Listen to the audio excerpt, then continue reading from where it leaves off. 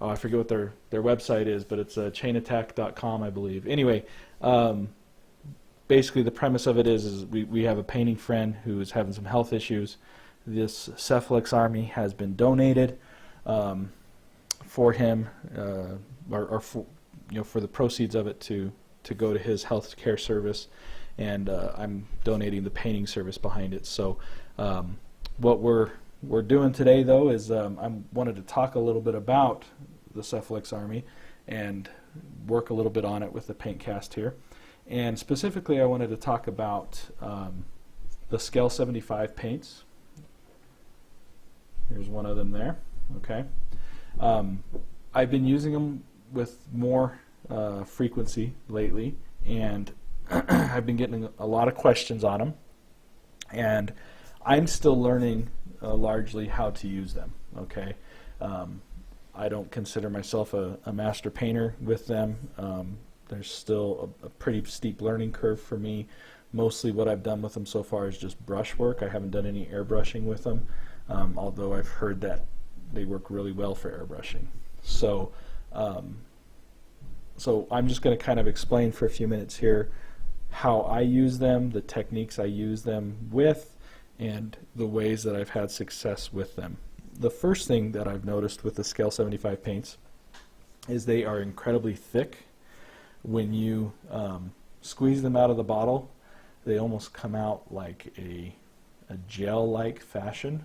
I mean, they're just really, really thick. And when they thin down, when you add a little bit of water to them to thin them down, they still retain quite a bit of a pigment coverage, which is really interesting, I find. I've got my wet palette here. Let me just kind of show you guys. Let me focus in on it, and there we go. And I'm shaking some of the paint up right now real quick while I'm talking. That's the other thing I've noticed about them too, is they take a lot of mixing. Okay, they're not a paint that you can just shake up the bottle one or two times and squeeze them out. I mean, these paints really need to be mixed thoroughly. In fact, when I bought the paints, one of the first things I did was went through, pulled all the caps off, put agitators in the bottle, and then capped them back up. And I'm seriously considering getting a paint agitator, a paint mixer, a vibrating mixer for them, just to make sure they're thoroughly mixed before I put them on my palette. So they're really, really thick like that, and they really take a lot of mixing. And let me just squeeze some of it out. You can see how thick that is coming right out of the bottle there. And as I run a brush through it here, you can just see the consistency. It's nothing like P3 paints. It's nothing like Vallejo paints. Actually, it's more like Vallejo paints as far as consistency goes. And even after all that shaking I was just doing, I still have to kind of mix it up on the palette here. The other thing I noticed about the paint is it's very, very flat when it dries. Okay, and it doesn't. It's almost a little too flat, actually, but you can always compensate for that with a little bit of a gloss varnish, as well. But this color here, just want to show you, as far as coverage goes, on my hand, coverage-wise, it's not. It doesn't, for a paint that's as thick as it is, it doesn't seem to have very good coverage. Even putting it on a card here, for as thick as that paint is, it's fairly transparent. But I actually think that's one of the bonuses of this paint, and what makes it, in my opinion, a very superior paint. It's not for everybody. It's not going to accommodate everybody's painting style. But I think the first thing you should know about it, at least in my experience with Scale 75 paints, when you're applying it with a brush, it is not a base coating paint. Okay, you're not going to pull out your unit of Cowdoir Riflemen and base coat them with this paint. Maybe you could do it if you airbrushed it on, but if you're using a regular paintbrush, That's not going to happen. What this paint I find excels at is a painting technique that's called layering. Okay, and very simply put, let me think what the best way to demonstrate this is going to be. Grab a paint card here, and let me take some of the light off of that so it's not quite so bright. I'm going to take some P3 Gnarls Green, and I'm just going to squirt a little bit on the card here, and then I'm going to smooth this out and just give me some nice decent area of coverage of paint. Okay, and let me just dry this real fast. My blow dryer is going to be running for a minute, so sorry for the loud noise.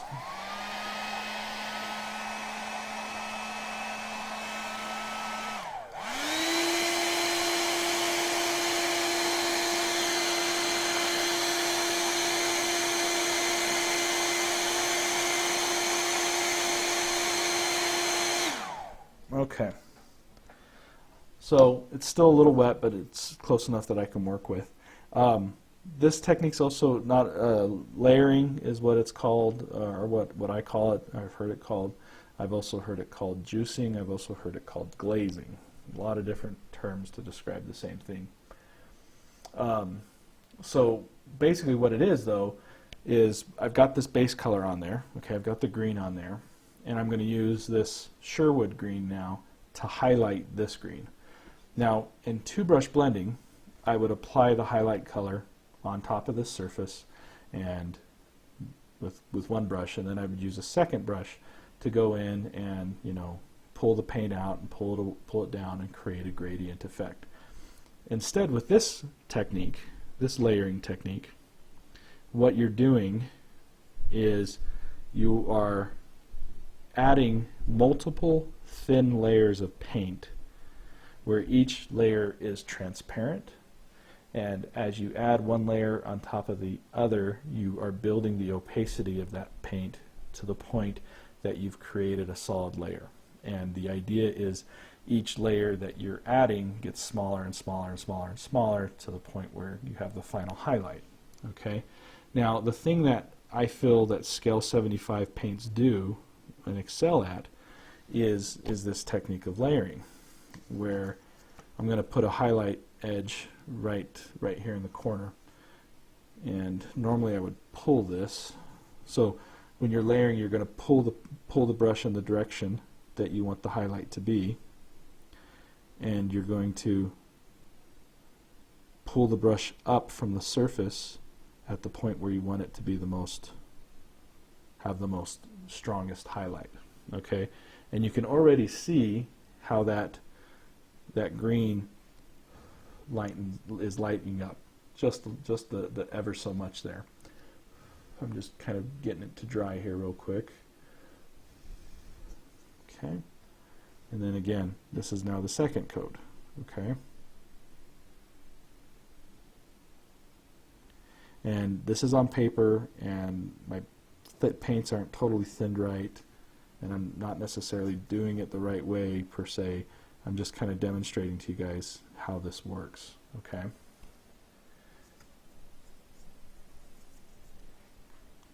And what the reason why the Scale 75s are good for this is because out of the bottle with very little thinning, they have a consistency and a transparency that really works quite nicely for this technique.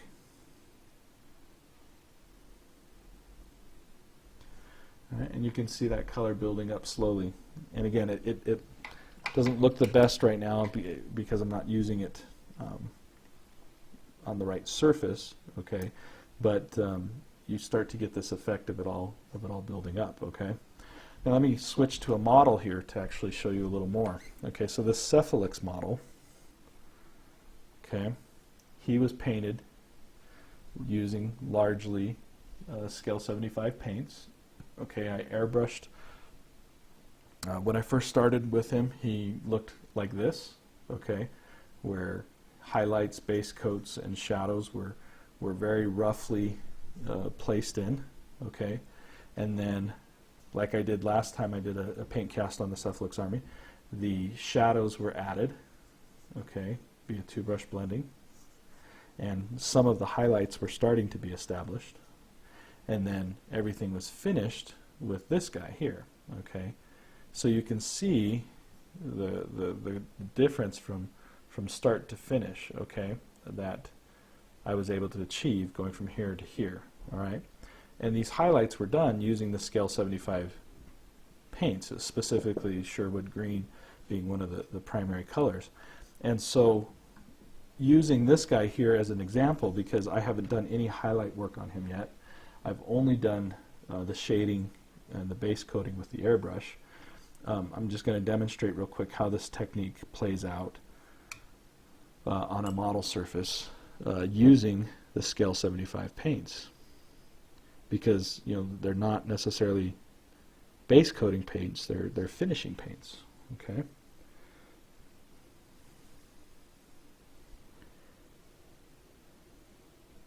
And these first few layers that are added on, you're not even hardly going to notice the color, to be honest.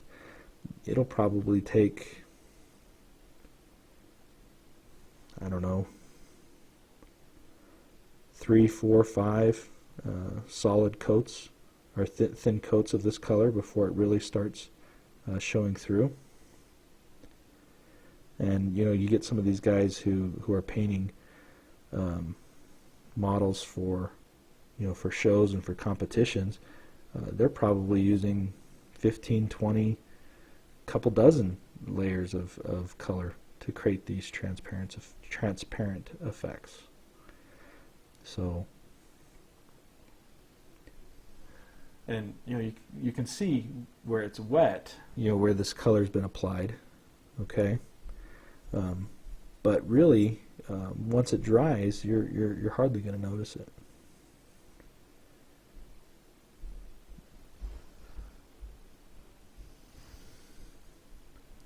And the Scale 75 paints really seem to hold up well for this technique.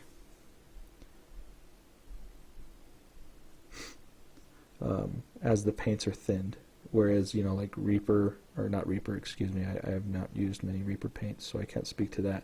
But P3 paints, Vallejo paints, when you start thinning them out to do this type of technique, it really starts creating a rather chalky looking effect with the paint. And with Scale 75 paints, I just don't see that chalkiness happening. I really see it being a lot more smooth, a lot more subtle and soft than with some of the other paint brands. So something in their formulation, they've worked that effect into it. I don't want to spend too much time on this guy because I'm not wholly ready to start work on him, but I'm just kind of demonstrating how this layering works and how it starts to build up the color. And you can already see it starting to happen, right there on the chest. You can already see it starting to happen right there on the shoulder. Okay, but I will go back to this guy, who I've already done quite a bit of shading on, and who I have already started a lot of these highlights on, so that I can keep working them and actually get some decent work done on this guy tonight. So.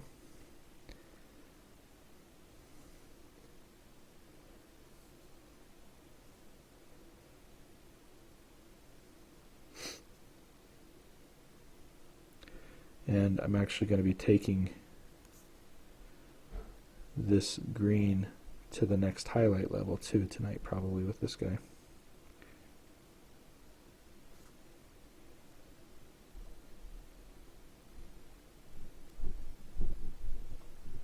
If you guys have any questions about these this Cephalyx Army, feel free to ask them.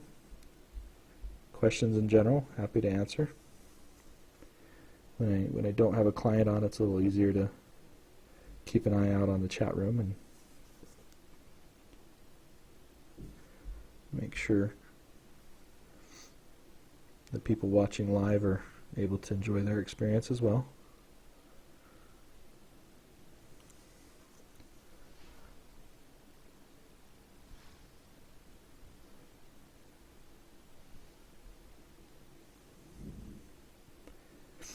Now the highlight color to the Sherwood green is actually going to be autumn green, which you can see is definitely a little bit more yellow. And that one's applied a little more sparingly, but it definitely helps add to the overall effect of what I'm looking for here.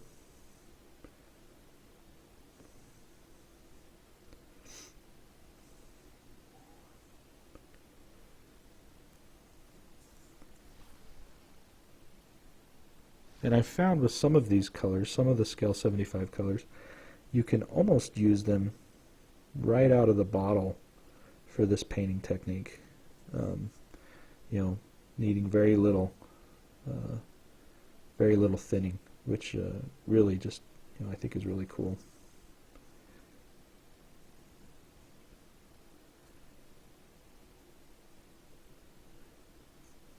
It's a little bit slower, takes a little longer, but I think it creates a nice, in the end, a nice effect.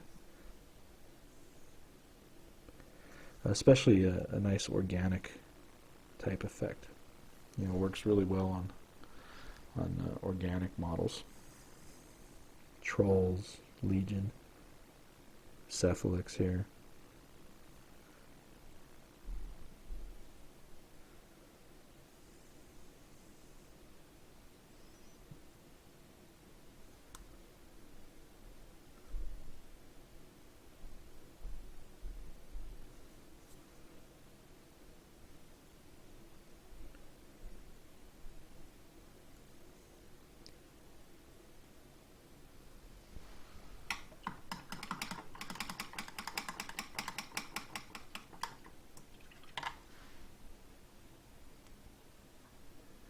Yeah, Scale 75, they'll use a lot of airbrushing. This is just I'm responding to a comment from chat here. Yeah, they do. You can airbrush with them, like I was saying earlier. I've not airbrushed with them yet, just because I haven't gotten to that point in my experimenting with them.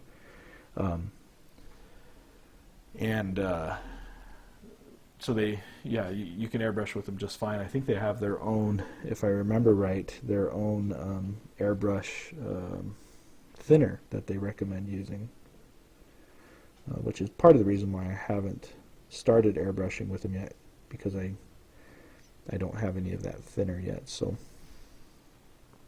and as far as the base color for this guy, it was actually a Badger miniature air color. I believe it was called Pestilence Flesh, if I remember right. And then the shading was done with Crick's Bane base.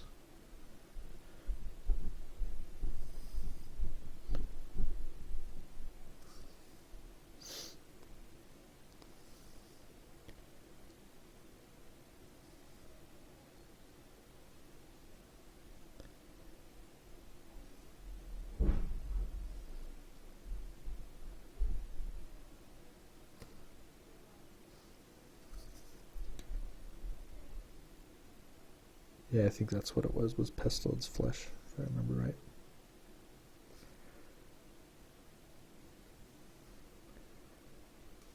Alright.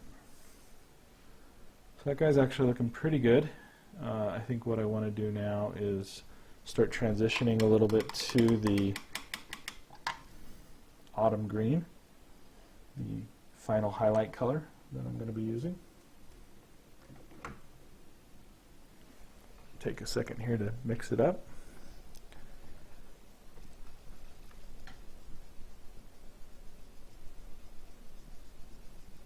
So Eric, I know you were one of the people with questions about the Scale 75 paint. What do you think as far as what you've heard so far? How's that working out for you?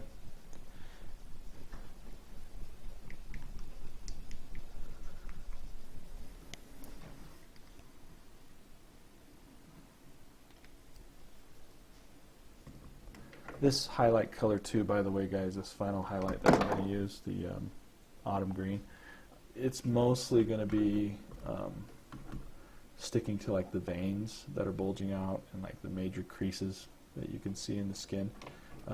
Really want to keep it off the larger areas of the skin and just kind of focus on the more prominent areas that are kind of sticking out. Because it's a pretty strong highlight, and I don't want it to create too stark of a difference.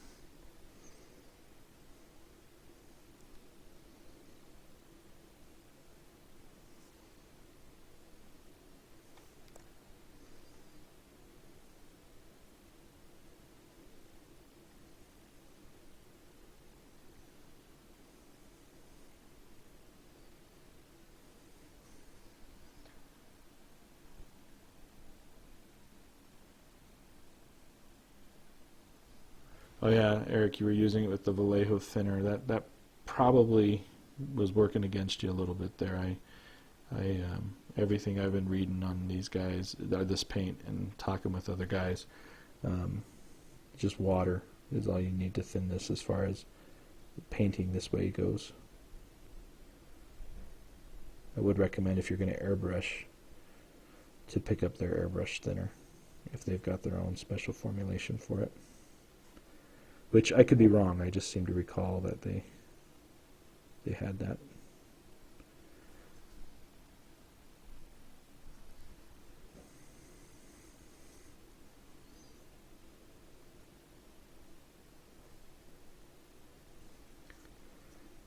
All right.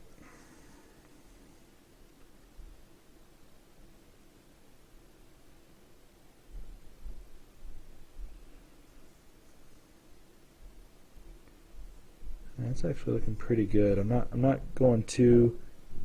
carrying too much of this highlight too far down, because I'm creating a very shadowed, nuanced type of look with the overall army. So I don't want there to be too much shadow too far down, or too much highlight too far down. I want their bodies to look like they're really coming out of the shadows, kind of thing. So for now, I really think the skin on this particular guy is good. I'm not really going to go much further on the skin. You can see I've base coated the purple in there. What I'm going to go ahead and do is work on some of the metallics now. The metallics for this guy, for this army, we're using the scale 75 metallics, and the base coat for everything is black metal. No, Eric, I have not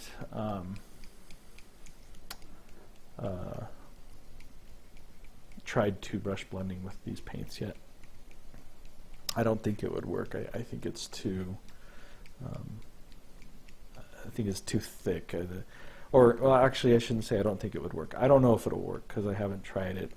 Two brush blending is all about moisture control, and I suppose if you could figure out how dry or moist your brush needed to be to make it work, then you can make it work. So I'm sure someone will figure it out here soon, but probably not me anytime soon.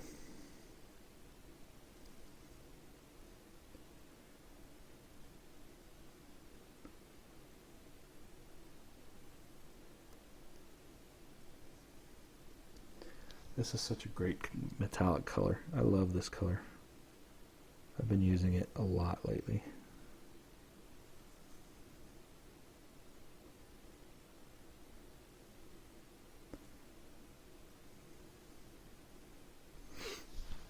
Okay.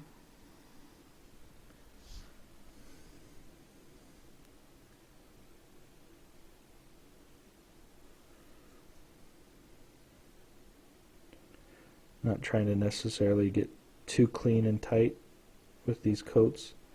I can always come back with the brush later and tighten it up if I need to a little bit more.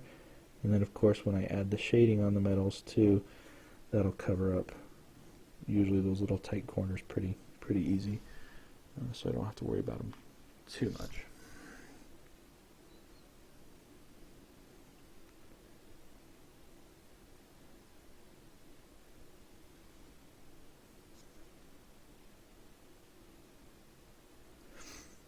Okay.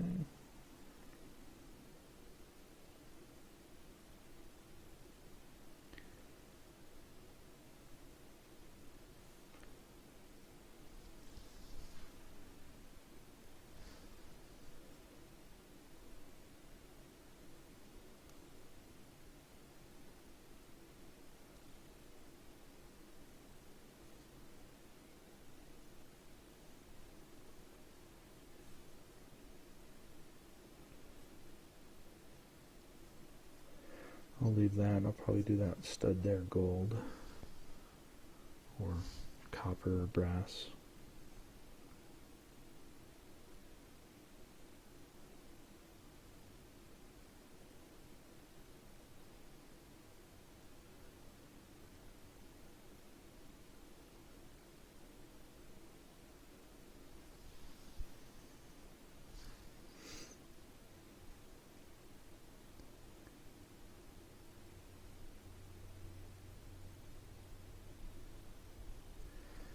See, on the other model I think I left, no, I did that part silver too.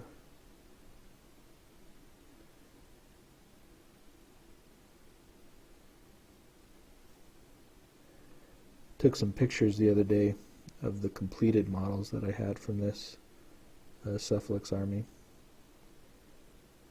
and just haven't had a chance to edit them yet, but keep an eye out on my Facebook page because I'll be posting up some nice images of these here in the next few days.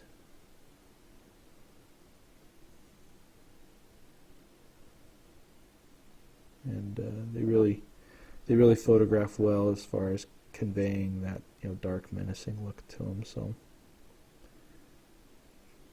I've been pretty excited with these guys.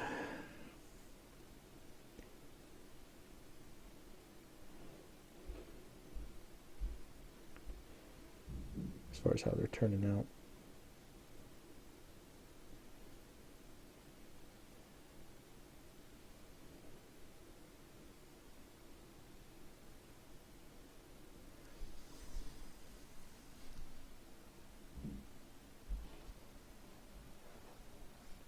So Eric, you're asking, start with the deepest shade and blend up. Are you referring to the metallic color here? Are you referring to two brush blending in general? Give me a little more info on that question and I'm happy to answer it.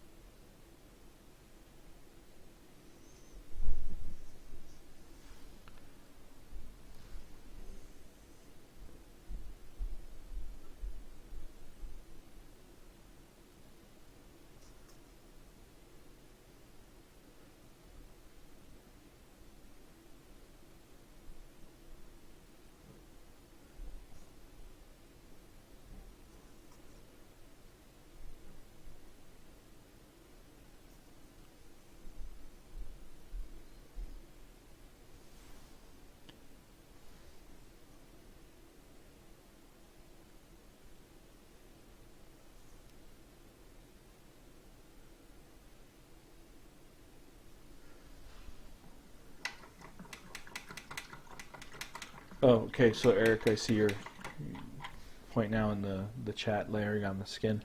So basically, I went from dark to light on the skin. Yeah, I suppose I did, and I guess that's what I find the real advantage to the Scale 75 being, that typically going dark to light is difficult. It seems like it's a little easier with these paints. They seem like they handle that a little easier.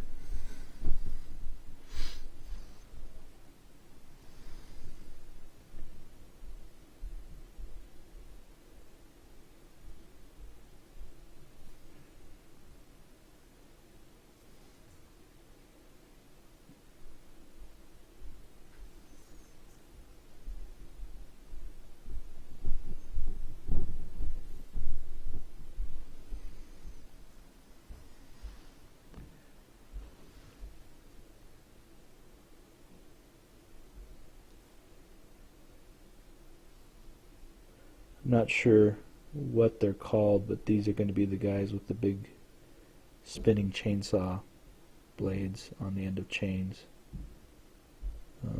Reading their stat card, I think I remember they have beat back on them, which I think is kind of cool. Any model with reach and beat back is a good model in my book.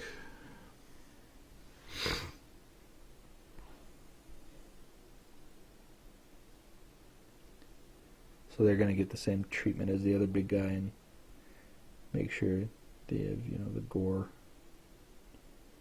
blood splatter on them, that sort of thing.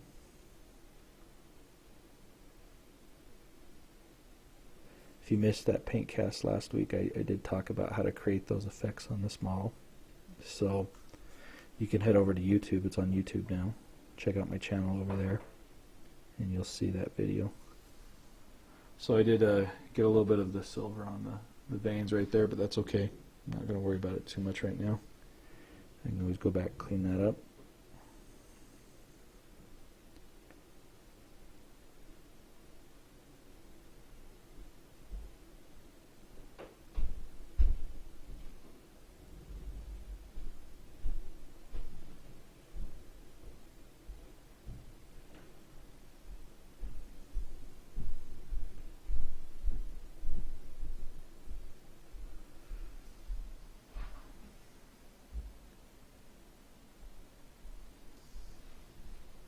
Someone just asked what kind of palette am I using to mix my paints on.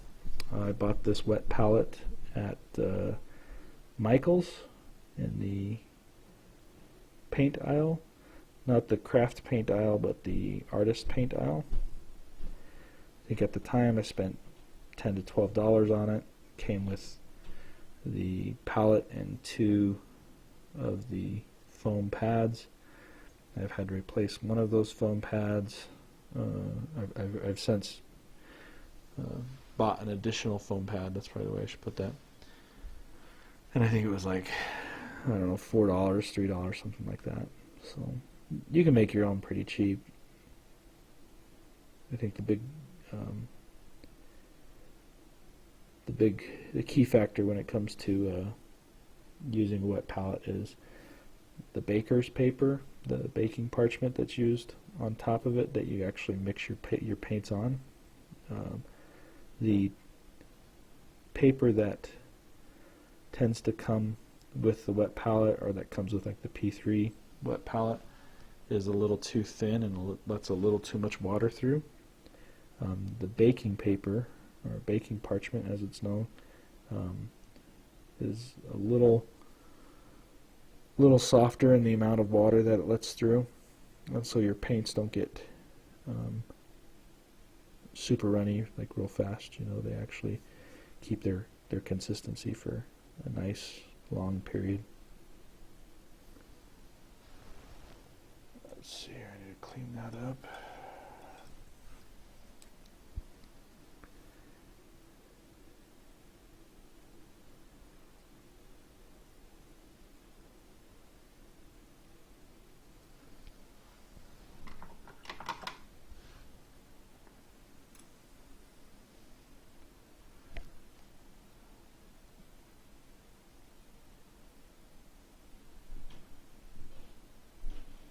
Yeah, it is a wet palette.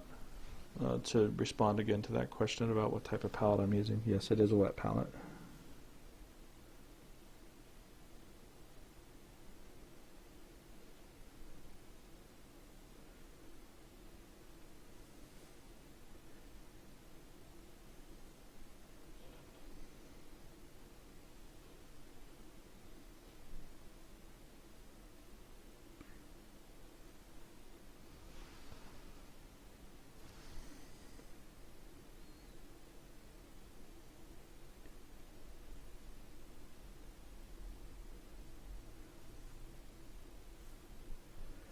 Okay, those two pieces there I'll probably do in the gold. Those hoses I'm going to do gray. That'll be gold. Okay, let's work on this leather for a little bit, I think.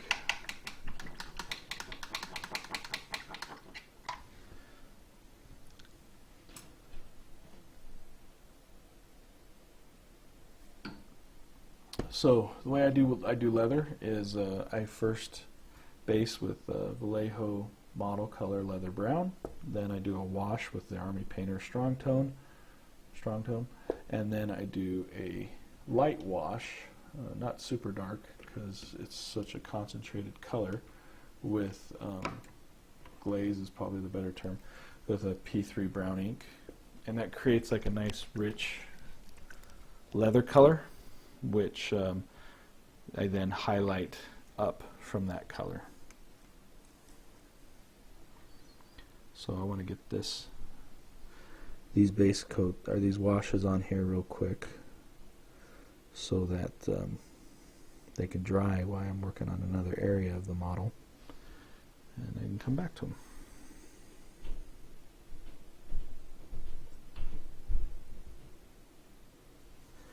And in all honesty, with the fact that, you know, I shade and highlight these leathers, this leather, at least the way I'm doing this leather, after these washes dry, I probably don't need to do this step, but I think it just adds to the overall effect of the leather, so I'll keep doing it for now.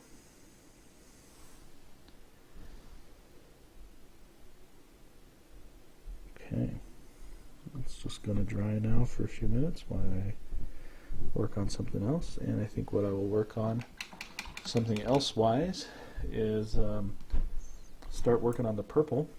I have base coated all the purple areas with a mixture of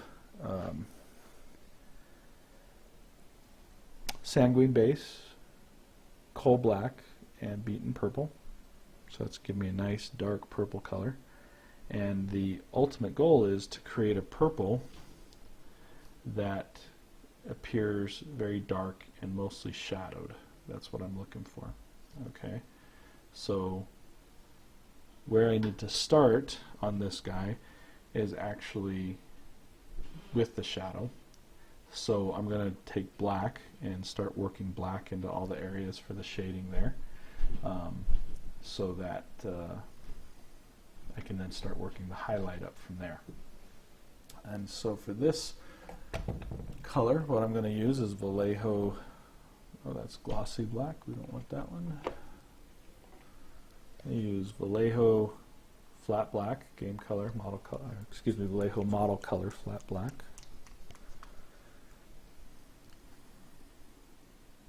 For those of you that were on a little earlier when I was working on the cricks, this is kind of the same idea of creating a black, or creating a color that appears black without actually being black, so that way you can make your deepest shadows actually black. A lot of black talk in there, but I think you understand what I'm saying there. Is you want it to have some depth to it, and this is one way that you can do that. So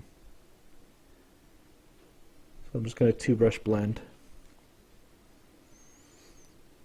the black in, and you're probably not going to see very much of this on the camera.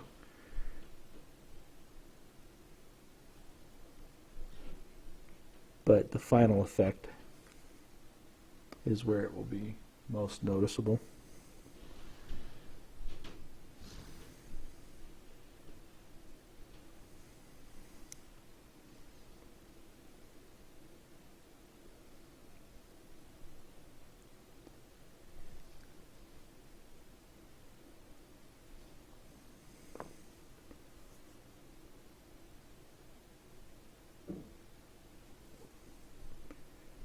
And I'm really only doing the black in kind of the deepest creases at this point. I'm not trying to get a lot of the area, saturated in this color, because I don't want to take away from the contrast that the dark purple color that I mixed up is creating.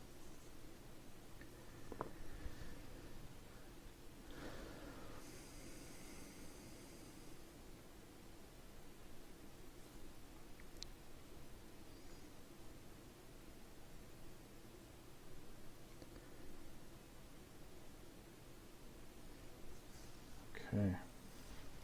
And that's really going to be it for the black. I mean, we really don't need a lot of it there.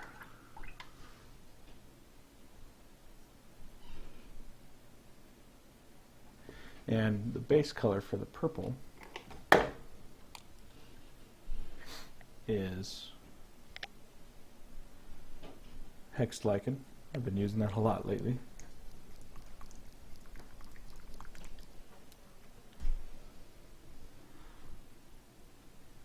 And this is going to look fairly bright against the black color that I've already established, but it's going to dry a lot darker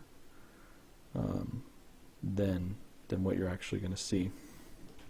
And this is going to be more or less kind of layered on, like I was talking about with the Scale 75 paints earlier.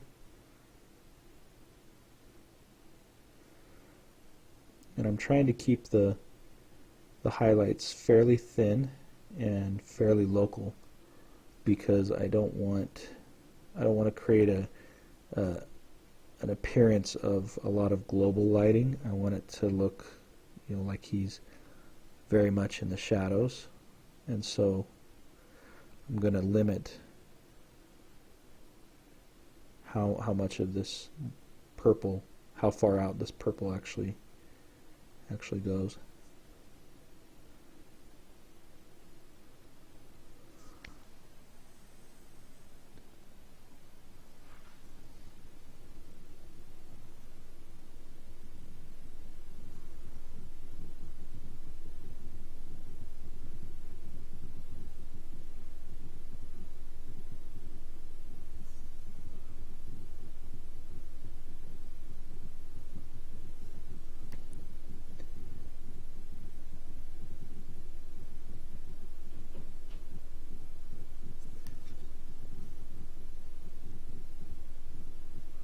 And if it ends up being too stark of a highlight, I can always mix up some more of the shadow color, and come back and kind of reclaim some of that darker area.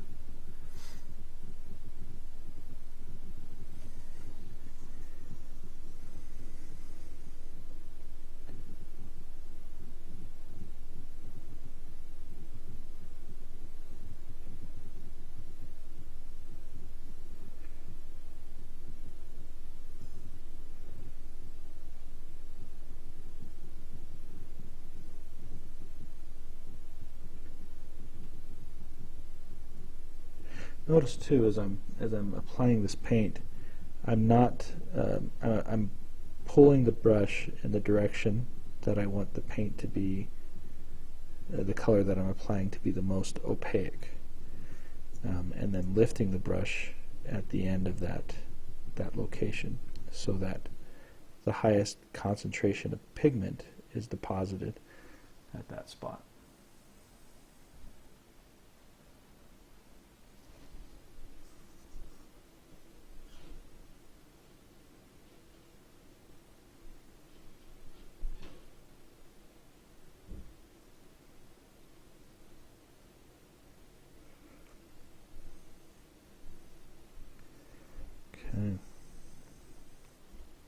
I'm also going to want to apply some of the purple here on like the tops of the feet and stuff, but this one these areas I need to really be aware of where I'm placing these highlights, because the foot's going to largely be in shadow, so I don't want too much of it to be highlighted at this point.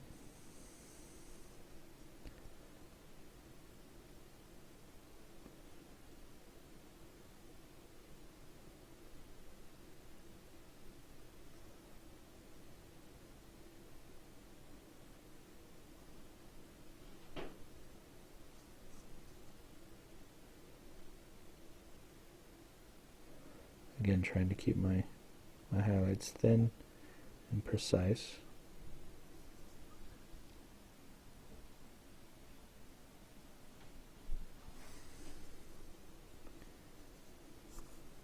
Same thing on this foot here.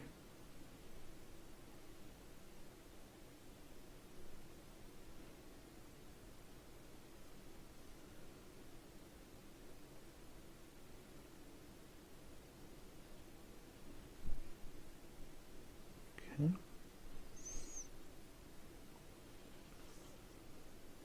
I think we could take a break from the purple for a half second and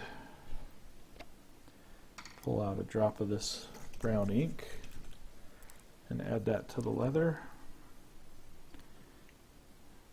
Do not use the full ink.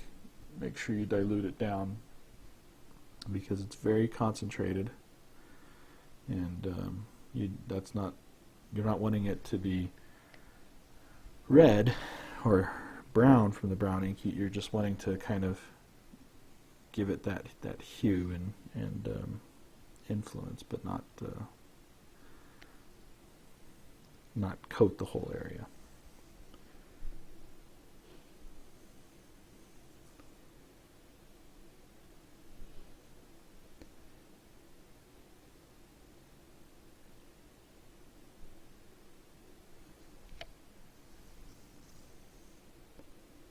You can see the change that makes. It just gives it a nice, rich, leathery color. This wash with the ink. I'll let that dry, and we'll see if I need to add another coat, but that looks pretty good, and we'll probably start doing the shadows and highlights from that point.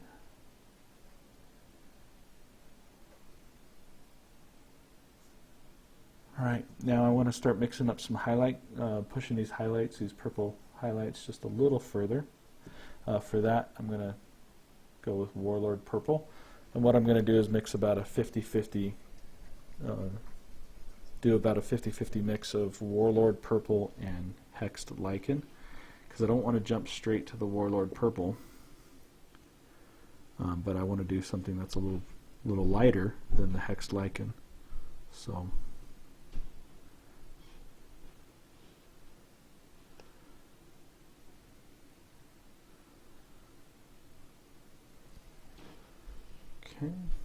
there's the mix that I got going there.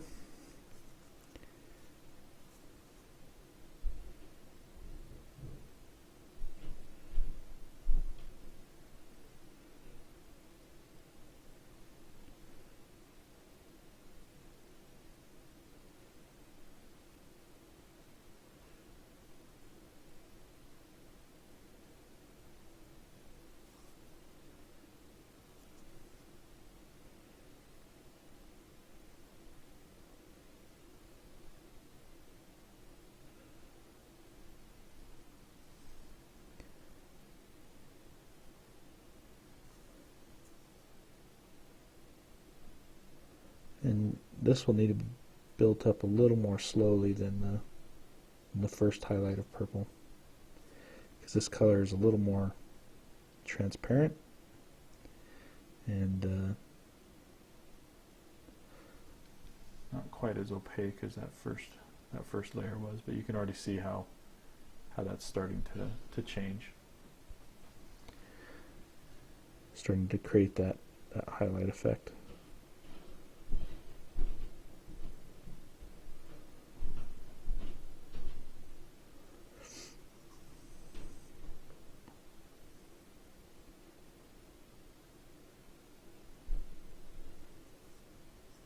Okay, I'm not going to do anything on that foot.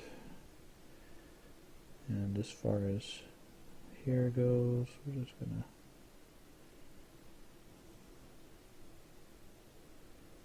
to add a couple of these highlights in.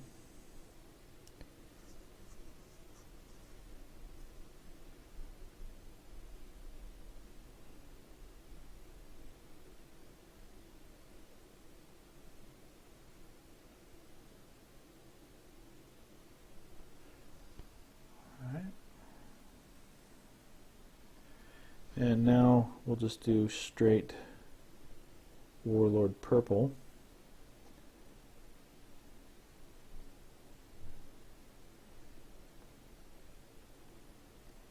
And then as the final one, we'll just add a touch of Menoth white base to that. And that will be more or less the final highlight there.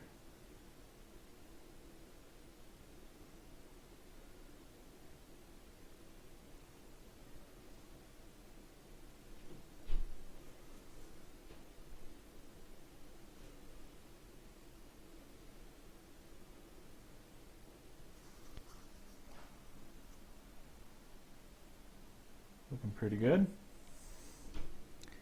Liking it. Not going to want to part with this army. Want to keep it for myself.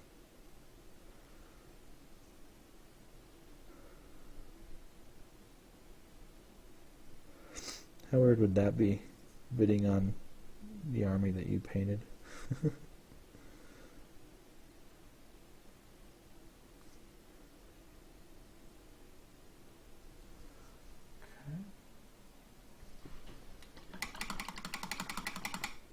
Now, like I said, touch of Menoth white highlight to the Warlord purple, and that'll be the final color. Just mix it up here. Take a second.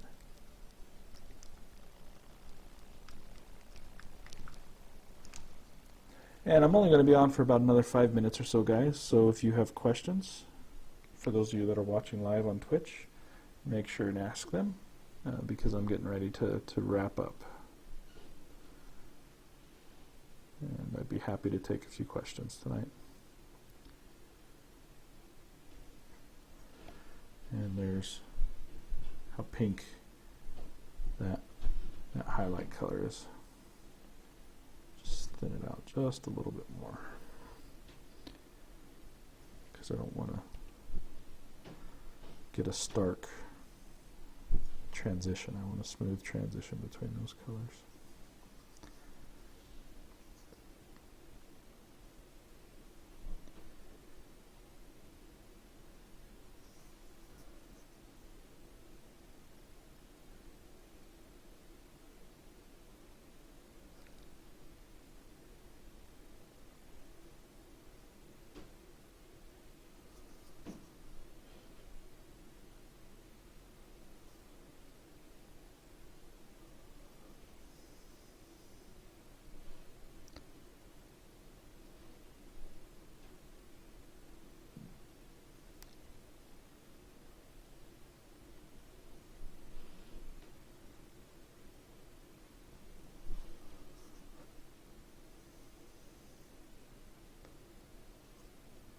Okay.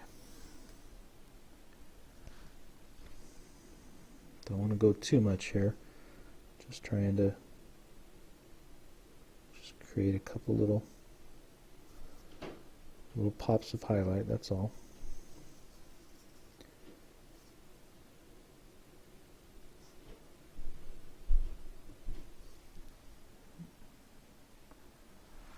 Alright, I think that purple will do for now. Again, once I get the model based, once I get more of the details done, I may change the purple up just a little bit, which is normal, because I don't, as you get other colors done, you can start to see how the colors on the model interact, and things might need to be adjusted slightly.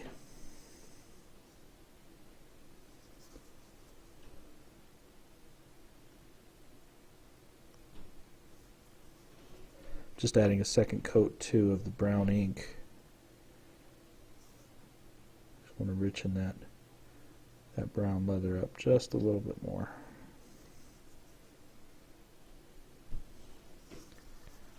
Okay. And then as far as the shading on the metals, if you look at the Cephalyx one guy that I've already completed here, you can see that the metals are quite dark. And the way that's achieved is just multiple thin, or not even really thinned, just multiple layers of P3 Armor Wash applied over and over and over again, just pulling that shadow color, you know, deeper into the cracks and the nooks and the crevices. So let me see here. I've got a couple helmets here. So one of these guys is going to get a green helmet with a green accented base, and the other one's going to get a yellow helmet with a yellow accented base. And I'll be doing a paint cast specifically on painting the bases for these large guys. I've already painted all the smaller ones, as you can see. So those are all painted and ready to go. Just the trim on the edges need to be cleaned up. But when I get to actually getting ready to base these guys here, I'll do a paint cast on painting that base, so that way whoever wins this army will know what recipes were used and how it was achieved. So looking back on chat, I don't see any questions coming in, so I'm going to take that as a cue to wrap up for tonight. So again, guys, thank you very much for being on the show tonight and hanging out with me. I appreciate it.